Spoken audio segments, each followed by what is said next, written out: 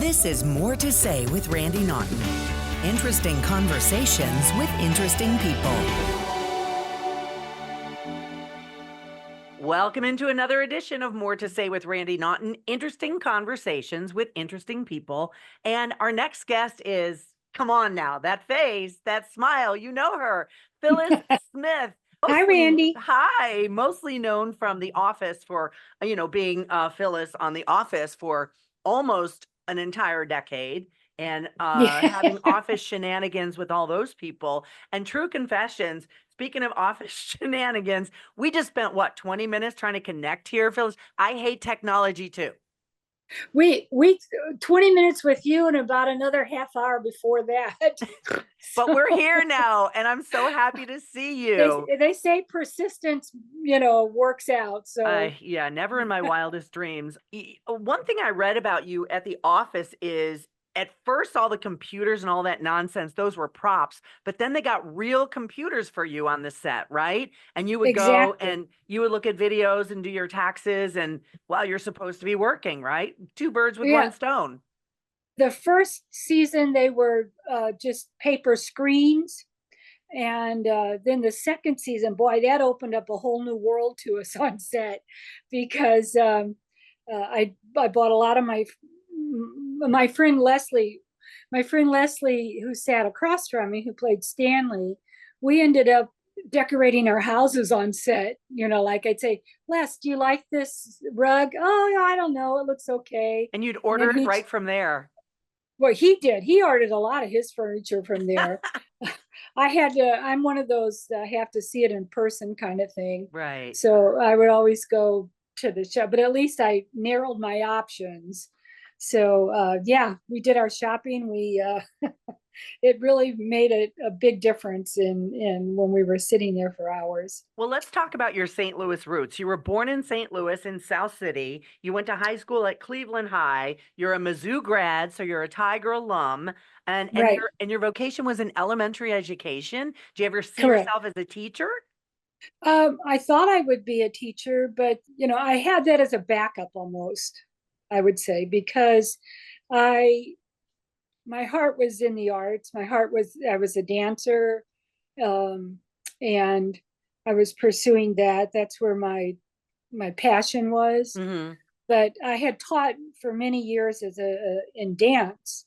I taught all different ages and types of classes. So I was familiar with teaching. I liked teaching, but in my heart of hearts, I knew that I was supposed to be somewhere else other than the 9-to-5 classroom. That's awesome. And I understand you were a cheerleader on the sidelines for the St. Louis football Cardinals. Yes. What ended up sending you to California? After I graduated from UMSL, I went to UMSL. I ended up getting a job. Wait a minute. So one of your bios is wrong. It says Mizzou, and I fell for it. You're UMSL. No, UMSL. I went to Forest Park for 2 years, community college. Then I went to UMSL for 2 years. Gotcha. Got my degree from UMSL. That's what I get for believing the internet, Phyllis. Oh, please. They had me as like one of 14 kids. And I don't. I have one brother. Okay. All right. So they had my birthday in July and it's in August. All right. Yeah. So what sent you to California? Well, I went to work at JCPenney's for 6 years. And in that time, I ended up applying at Washington University and got into the dance department there. So I would work at JCPenney's during the day, and then I would go to classes at WashU for dance.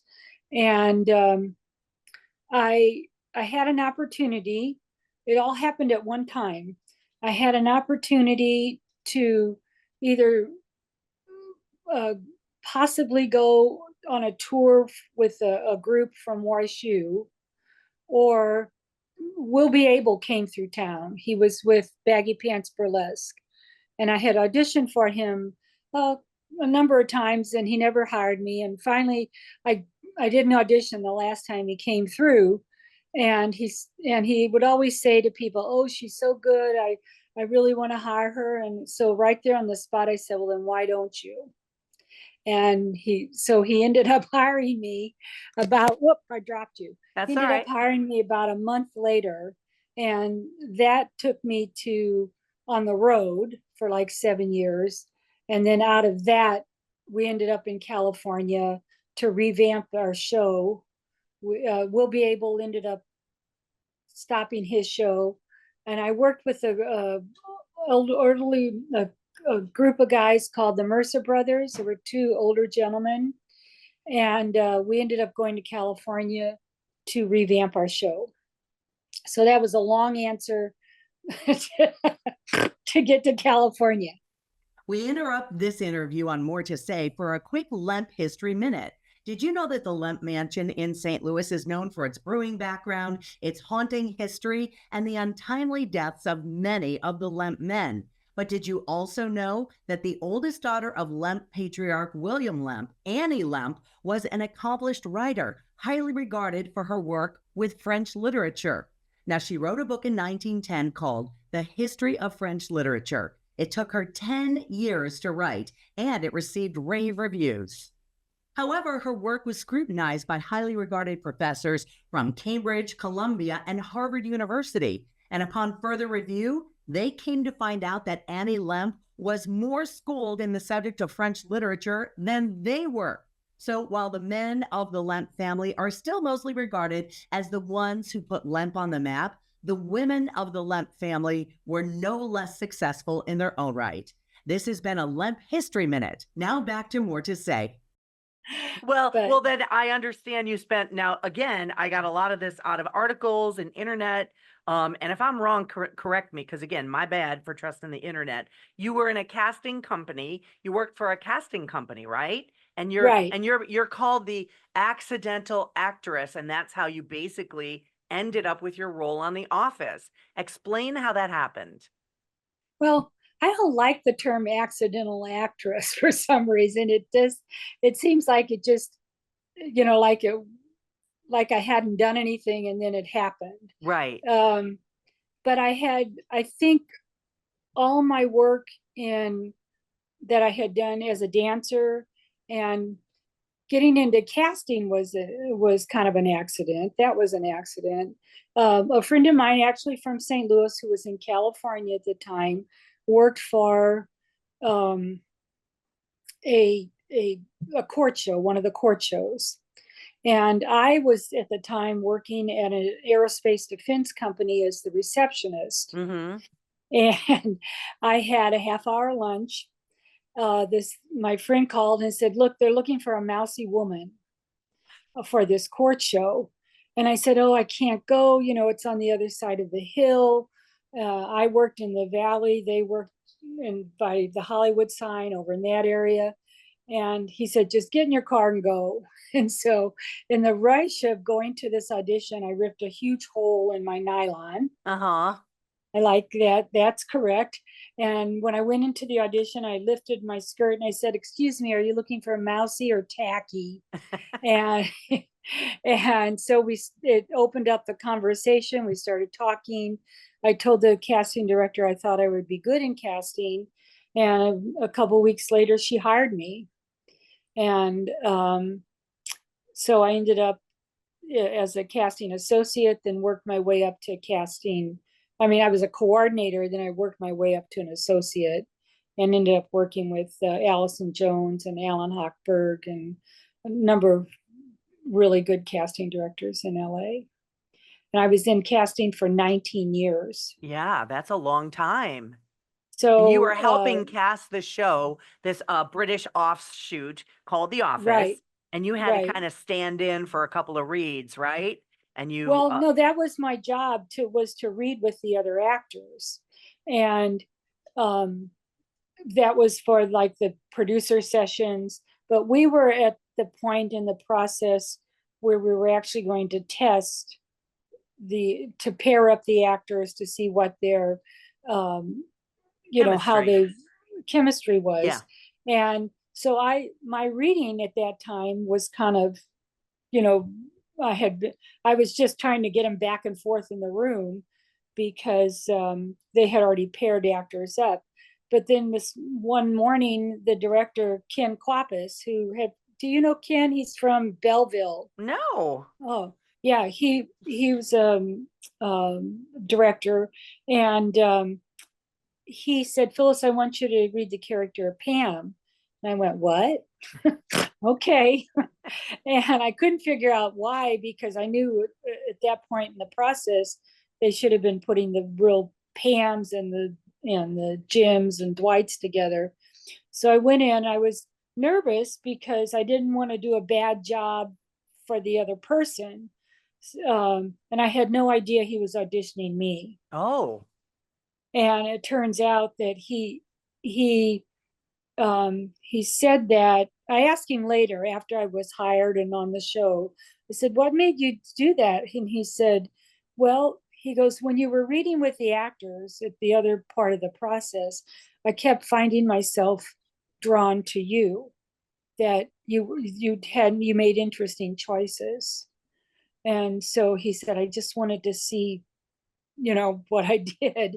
And so I was baffled because I didn't even have a clue he was auditioning. That's all. That is a great story. But the thing is that your character started out, like you mentioned, as kind of mousy and meek, but man, oh man, could Phyllis give some cutthroat looks and make some killer comments to cut the other people down. Did you envision her like that, or did it morph into that? It morphed into that through the dialogue. Yeah. However the writers, I didn't really, because I wasn't a trained actor. I had classes I took a commercial class once with the Mercer brothers. We were all trying to get into commercials at one time. But other than that, I really didn't have drama classes. So I didn't know how to create a character and backstory, and I didn't have that background. But I just went by the dialogue that was given me. It just came naturally to you, it seems. Yeah, I was a real witch. No. That's adorable. That part of my naturalness, I guess. Well, that was the allure. I think that was oh, this sweet woman with the pretty red lipstick, and she's so kind and soft spoken, but man, could she cut like a knife sometimes. I sure wish I had more time to talk to my clients, though. What? Isn't it what you said to a bunch of my clients when you were stealing them, that I didn't have enough time for them? Oh, Close your mouth, sweetie. You look like a trout. Well, it worked out fine for me. So yeah, I would say so. The writers, that's how we had a number of different writers. So I guess every writer had a different view of what your personality was. So anyway, let's go to the rest of the cast. Is it weird that there were like the director from Belleville, and then Ellie Kemper was there, and then Jenna Fisher was there? It was like a old school St. Louis reunion. How did that all happen, that so many people from this area, from the St. Louis area, ended up on that show? Well, we had auditioned Jenna for the role of Pam, so that's how she ended up there. Ellie, she came along like a couple of seasons later. And Ken, he was hired by the producers. We had another gentleman who was one of our assistant director, first AD. He was from St. Louis. And then another young man later joined who was a production. So we had like 5 people. Wow, that's amazing. 5 or 6 people, all from St. Louis. Yeah. So did you kind of introduce the cast to Toasted Ravs and Budweiser beer and no? We had a gooey butter bake off. Oh, really? And did you win? Yes. Under the crew told me later, after the fact, Jenna won. but Angela was one of the judges and they were best friends. Oh, sure. And they I'm not still are. saying anything, but A gooey Jenna butterman. won. And then it was whispered to me later that they thought mine was better, but don't tell Jenna, okay? I sure won't. I sure won't I tell wouldn't want Jenna. to. I wouldn't want to. That is so I'm just funny to teasing. me. Hello, and thank you for listening to More to Say with Randy Naughton. When you're done with this episode, come check out another fun podcast called Mostly Superheroes, a variety talk show featuring me, your host Logan, Andy the Giggler, Scotty Scoop, and guests just like Randy Naughton, Steve Ewing, and Sean Gunn, and many more. Getting your fix for Marvel, Star Wars, TV, film, and inspiring stories from people in our community. Find more at mostlysuperheroes.com, search Mostly Superheroes in your podcast app and on YouTube, and ask your smart speaker, play the latest episode of Mostly Superheroes, the podcast. Enjoy the rest of this episode of More to Say with Randy Naughton, and we'll see you over at mostlysuperheroes.com. Now, your voice is starring in the huge summer film Inside Out 2. 2, yeah, and you're the Yeah. voice of Sadness. And Correct. when you first, the first one was so adorable and all these emotions and you didn't have to be on camera. This is pure voice, pure voiceover, pure voice character acting. Do you find that easier than being on camera? I like it both. I find it really, for me, I find it very creative because you do voiceover I too, do, yeah. correct? Mhm. Yeah. I find it creative because I'm able to do 5 or 6 different takes right in a row, trying to make each one different until the director finds what he likes and what he Yeah. wants. So I find it really creative on the spot to be able to do repetitive, because usually with Inside Out we did line by line, so it wasn't like a massive 3 or 4 lines or 5 Right. lines at a time. It was line by line. So I really enjoy it. I love on camera and I love off both. But and I read this, and again, I could be wrong believing this, that it said you came out of retirement to do Inside Out 2. So are you officially retired? No, I'm not. I don't even know what that's about. All right, I'm going never- to cross that off my notes, Phyllis. That's a bunch of malarkey too. Yeah, somebody, a friend of mine texted me and said, Phyllis, you're what, trending on Instagram or something? I said, I Yeah. don't even know what trending is, but but they said, yeah, and it said you retired. I said, no, I didn't retire. Look, it took how many years for them to do from 1 to 2? Right. I mean, it was like, let's see, it was 2015, so it was almost 9 years Yeah. that in between the two, and I worked in between that time, and I turned down multiple things on a daily, not every day, but on a weekly or monthly basis. I've been having to. I have a commitment that I'm committed to here in St. Louis, and so with that, I'm not able to travel like I was doing, but I'm far from, in my mind, I'm just getting started. Oh, that's awesome. I love to hear that. I love to hear that. I really am. I don't feel as if I've even hit my peak in this yet. That is great. That is great. So you say that, you don't do a lot of traveling now, and when the time is right, you will, and when the role comes up and when you're able to do it, that's awesome. So when you're in St. Louis and people see you at the grocery store or maybe at the farmer's market, what kind of comments do you get? And do you get people from younger generations who didn't see the first run of The Office and have now started seeing them? What do they say? Absolutely. That's the whole thing. When The Office started, for an example, I have a good friend here in St. Louis. When The Office started, she was a young girl herself, recently married. She now has 4 children, and she now watches The Office with her sons, who are like 12 and 13 years old. So it is generational. It does continue. when the office was on, full time and going in, I couldn't walk out the front door and somebody would recognize Right. me. That has waned, as it always does. Now I can, now not as many people recognize me, especially since I look so horrible most of the time in my raggy clothes and hair pulled back in a ponytail. um you know That's like me being retired. It's like, I don't put makeup on for many people, Phyllis, but for you, I did today.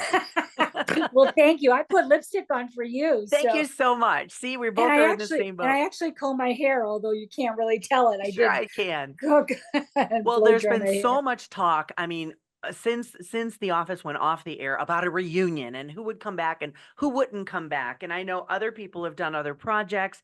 I did recently see a photo on social media of some of the cast members for some kind of impromptu reunion. It was just a photo op or whatever. But I mean, what about that? Would you entertain that? Oh, absolutely. Yeah. That I don't really foresee a, a an office reunion show thing, like a production. Right. But we had, well, it's almost been since 2019. We all got together at the producer's house in LA and had a real backyard reunion. Um, Now, I think some of the cast members are doing reunions like at Comic Con, Yeah, yeah, those kind yeah. of things. Yeah, Yeah, certain events like that. yeah. So that's where one of the photos may have come from. That's Was from that's probably it. and And not everybody was in it. and also Greg Daniels is already doing another show. Um, I don't even know that it's supposed to be similar to The Office, but it's not. It's not the same work setting. It's Gotcha. not a news. It's not. It's not a paper company. I think it's a newspaper company or something. It's funny when you look at the episodes of The Office and you see they're all on a landline. There's fax machines. There's, Right. Yeah. stuff. The technology has come so far. Whereas most salespeople, I'm guessing, like my sister is in office supply sales, and she's never stuck to her desk. She's never in the office. It's all mobile. It's all, internet Right. stuff. Right. It's crazy how it's evolved. Right. Yes. Those are the olden days, Randy. I know, the olden days. I'm old enough to be able to reference the olden days. And I did see you in was it a Honey Nut Cheerios commercial? Oh yeah, I've been really blessed. Since I've been in St. Louis, I have done, I believe it was two um, Joanne Kraft and commercials for them Uh-huh. here in St. Louis. We shot them in St. Charles. I've done two campaigns for Cheerios. One we did in Kirkwood, and one we did in um, uh, Ladue. That's awesome So, that the so yeah, production, they accommodate your geographical needs. That's really great. yes, they were able to come here. Leslie came here, and on the last campaign, both Leslie and Angela came, and it's great because not only the people in St. Louis get to work, and I have to tell you, the crew that I've worked with in St. Louis is top notch. They are as good or better than LA. That's They high really praise. are. That's good. They really Yeah. are. They really are good. They're efficient. They're right on the ball. I can't say anything other than high praise for them. They're That's great. awesome. So we can hear you right now in Inside Out 2 as the voice of sadness. Correct. Anything else that we can see you here in the immediate future? Besides, of Well, course, on More to Say with Randy Naughton. yes, and just my Cheerios commercials are on the air a lot right now, which I'm Wonderful. grateful for. Yeah, yeah, Yeah. yeah. And so what'd you have for breakfast this morning, Phyllis? Well, I haven't eaten yet, but I'm going to go get me some Cheerios. Correct answer. All right. What else do you want St. Louisans or fans of The Office to know about you, your career that they may not know? Because we see this lovely, amenable person, this lovely person who we converse with. But then again, we know you got it in you to be a nasty mama. We know that. Well, I'm hoping that doesn't become the trademark of I my don't think it will. personality. But I did the OA. Have you? That was on Netflix, and it's a drama. And I did 2 seasons of that, and it's completely different than what I have done before. Oh, that's And I fun. love doing it. And so no, and I just want to correct the fact that I'm not retired, that I'm just beginning, and that as my commitments change, that will change too. That's awesome. And it's kind of like me. I retired a couple of years ago, and here we are, me and you, and the whole word doesn't mean anything. It's funny you should say that, because I was thinking that about you. I thought, well, retirement isn't the right word for her, because she's got a whole new life going on You're there. right. It's just that I'm no longer sitting on TV every day at 3 in the Yes, morning. I'm no longer, I'm still working and doing things, but I'm doing it on my schedule. I'm doing what I enjoy. And believe exactly. you me, there are days when I walk out looking like a troll with a ponytail in my hair. And my husband's like, "Are you going out like that?" I'm like, "Yeah, I don't have to look good. I'm going out." Yeah. It's great. It's nice, isn't it? Yes, it is. It really is. Well, I can't thank you enough for joining me on the podcast here today. And I hope to run into you in St. Louis. And I wish you all Absolutely. the best. And darn it, we will see more of Phyllis Smith in the future, Uh-oh. won't we? Well, absolutely. More to come for All sure. right. Very well. Bye-bye, Randy. Bye, Phyllis. Thank you. No, thank you. Thanks for another edition of More to Say with Randy Naughton. A lot more great episodes coming your way. If you'd like to follow along, make sure you follow me on all of these social media icons you see below. Have a great day, everyone. This has been More to Say with Randy Naughton. Interesting conversations with interesting people. Be sure to like or subscribe wherever you get your podcasts.